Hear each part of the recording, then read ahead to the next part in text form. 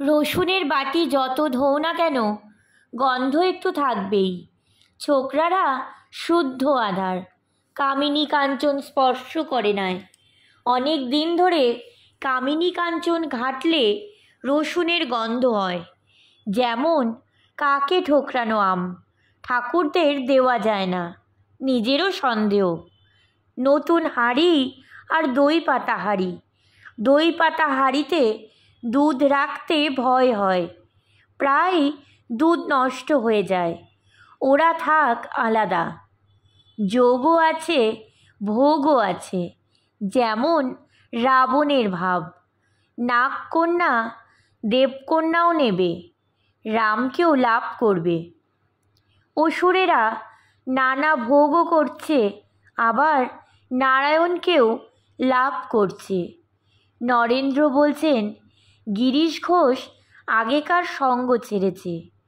শ্রীরামকৃষ্ণ বলছেন বড়বেলায় দামড়া হয়েছে। আমি বর্ধমানে দেখেছিলাম একটা দামড়া গাই গরুর কাছে যেতে দেখে আমি জিজ্ঞেস করলুম, এ কি হলো, এ তো দামড়া। তখন গাড়োয়ান বললে, মশাই, এ বেশি বয়সে দামড়া হয়েছিল, তাই আগেকার সংস্কার যায় নাই। এক জায়গায় সন্ন্যাসীরা বসে আছে, একটি স্ত্রীলোক সেইখান দিয়ে চলে যাচ্ছে। সকলেই ঈশ্বর চিন্তা করছে। একজন আর চোখে চেয়ে দেখলে সে 3টি ছেলে হবার পর সন্ন্যাসী হয়েছিল। একটি বাটিতে যদি রসুন গোলা যায়, রসুনের গন্ধ কি যায়? বাবুই গাছে কি আম হয়? হতে পারে, সিদ্ধায় তেমন থাকলে বাবুই গাছেও আম হয়। সে সিদ্ধায় কি সকলের হয়? সংসারী লোকের অবসর কই? একজন একটি ভাগবতের পণ্ডিত চেয়েছিল। তার বন্ধু বললে, একটি উত্তম ভাগবতের পণ্ডিত আছে, কিন্তু তার একটু গোল আছে। তার নিজের অনেক চাষবাস দেখতে হয়। 4খানা লাঙল, 8টা হেলে গরু, সর্বদা তদারক করতে হয়, অবসর নাই। যার পণ্ডিতের দরকার সে বললে, আমার এমন ভাগবতের পণ্ডিতের দরকার নাই, যার অবসর নাই। লাঙল হেলে গরুওয়ালা ভাগবত পণ্ডিত আমি খুঁজছি না। আমি এমন পণ্ডিত চাই যে আমাকে ভাগবত শোনাতে পারে। এক রাজা রোজ ভাগবত শুনত। পণ্ডিত পড়া শেষ হলে রাজাকে বলতো, রাজা বুঝেছ? রাজাও রোজ বলে, আগে তুমি বোঝো। পণ্ডিত বাড়ি গিয়ে রোজ ভাবে, রাজা এমন কথা বলে কেন যে তুমি আগে বোঝো? লোকটা সাধন ভোজন করত, ক্রমে চৈতন্য হলো। তখন দেখলে যে হরিপাদপদ্মই সার, আর সব মিথ্যা। সংসারে বিরক্ত হয়ে বেরিয়ে গেল। কেবল একজনকে পাঠালে রাজাকে বলতে যে, রাজা, এইবার বুঝেছি। তবে কি এদের ঘৃণা করি? না, ব্রহ্মজ্ঞান তখন আনি। তিনি সব হয়েছেন, সকলেই নারায়ণ, সব জনই মাতৃজনী। তখন বেশ্যা ও সতীলক্ষ্মীতে কোনো প্রভেদ দেখি না। কি বলবো, সব দেখছি কলাইয়ের ডালের খদ্দের। কামিনী কাঞ্চন ছাড়তে চায় না। লোকে মেয়ে মানুষের রূপে ভুলে যায়, টাকা ঐশ্বর্য দেখলে ভুলে যায়, কিন্তু ঈশ্বরের রূপ দর্শন করলে ব্রহ্মপদ তুচ্ছ হয়।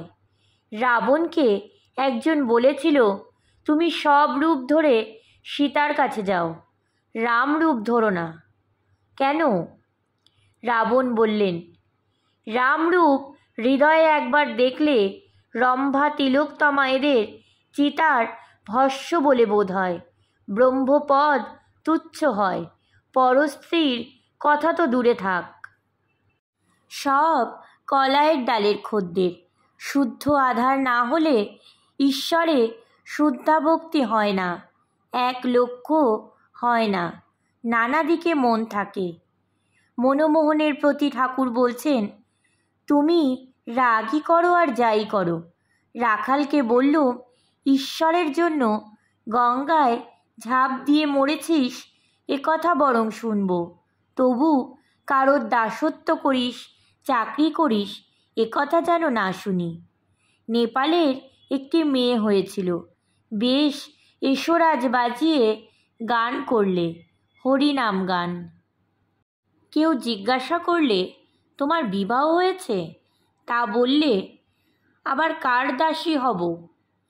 এক ভগবানের দাসী আমি। কামিনী কাঞ্চনের ভিতরে থেকে কি করে হবে? অনাসক্ত হওয়া বড় কঠিন। একদিকে মেঘের দাস, একদিকে টাকার দাস, আর একদিকে মনিবের দাস। তাদের চাকরি করতে হয়। একটি ফকির বনে কুটির করে থাকত। তখন আকবর শাহ দিল্লির বাদশাহ। ফকিরটির কাছে অনেকে আসত। অতিথি সৎকার করতে তার বড় ইচ্ছা হয়।